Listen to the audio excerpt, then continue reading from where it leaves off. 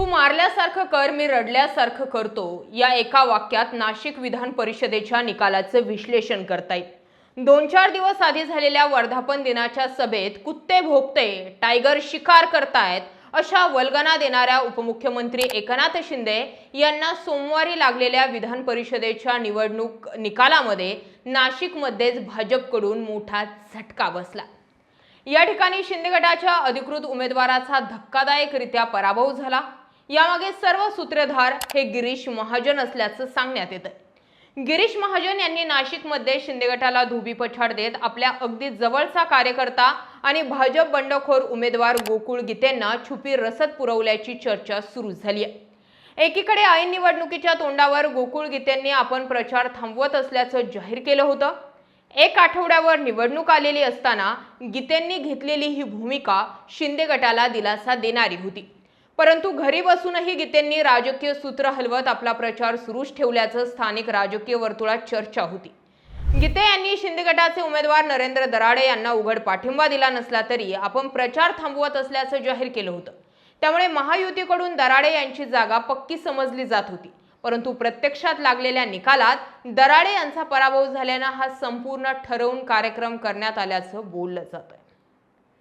राज्यात सोमवारी विधान परिषदेच्या निवडणुकीचा निकाल हाती आला। या निवडणुकीत महाविकास आघाडीचा अक्षरशः धुव्वा उडाला। राज्यात विधान परिषदेच्या एकूण 17 जागा होत्या, त्यापैकी 6 जागा महायुतीकडून आधीच बिनविरोध काढण्यात आल्या होत्या। त्यामुळे एकूण 11 जागांसाठी झालेल्या निवडणुकीत महायुतीला 10 जागा तर एक नाशिकची जागा अपक्ष गोकुळ गीते यांना मिळाली। अशा पद्धतीने सध्या तरी एकूण 17 जागांपैकी महायुतीच्या पारड्यात तब्बल 16 जागा पडल्या। नाशिकचे गोकुळ गीते हे गिरीश महाजन यांचे निकटवर्तीय समजले जातात। जर त्यांनी भाजपला पाठिंबा दिला तर महाविकास आघाडीला क्लीन स्वीप मिळून सर्वच्या सर्व जागा महायुतीच्या पारड्यात पडणार आहे। सोमवारी लागलेल्या निकालात सर्वाधिक चर्चा होते ती म्हणजे नाशिकच्या जागेचीच। आजच्या या निकालामध्ये धक्कादायक अपक्ष विजयी उमेदवार गोकुळ गीते यांचं नाव आपोआपच चर्चेत आलं। नाशिक विधान परिषद निवडणुकीत भाजपचे बंडखोर अपक्ष उमेदवार गोकुळ गीते यांनी महायुतीचे अधिकृत उमेदवार आणि शिवसेना शिंदे गटाचे नेते नरेंद्र दराडे यांचा तब्बल 109 मतांनी धक्कादायक पराभव करत विजय मिळवला। विजयासाठी 303 मतांचा कोटा आवश्यक असताना गोकुळ गीते यांना 357 मते मिळाली तर दराडे यांना केवळ 248 मतांवर समाधान मानावं लागलं। या निकालाने नाशिकच्या राजकीय वर्तुळात महायुतीला मोठा धक्का बसला। संपूर्ण राजकीय समीकरण बदलून गेलंय।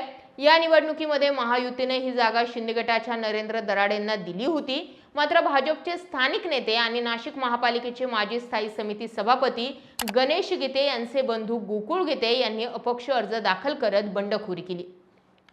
मुख्यमंत्री देवेंद्र फडणवीस, उपमुख्यमंत्री एकनाथ शिंदे, मंत्री गिरीश महाजन, उदय सामंत, दादा भुसे आणि गीते बंधूंची मनधरणी यांनी सगळ्यांनी केली। त्यानंतर गोकुळ गीते यांनी प्रचार थांबवत असल्याचं जाहीर केलं। तांत्रिकदृष्ट्या अर्ज माघारीची मुदत संपल्यानं मतपत्रिकेवर गीते यांचं नाव कायम होतं।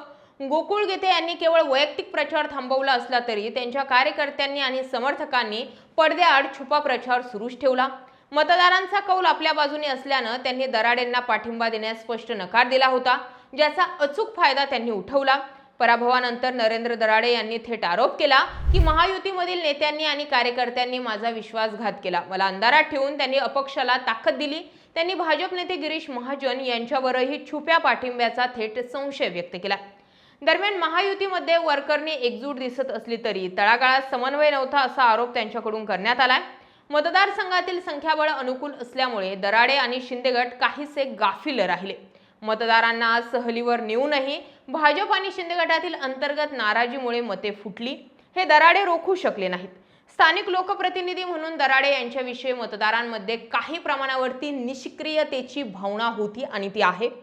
निवडणुकीदरम्यान विरोधकांकडून त्यांच्या कार्यपद्धतीवर आणि त्यांच्या वक्तव्यावरून झालेल्या टीकाला ते योग्य उत्तर देऊ शकले नाही।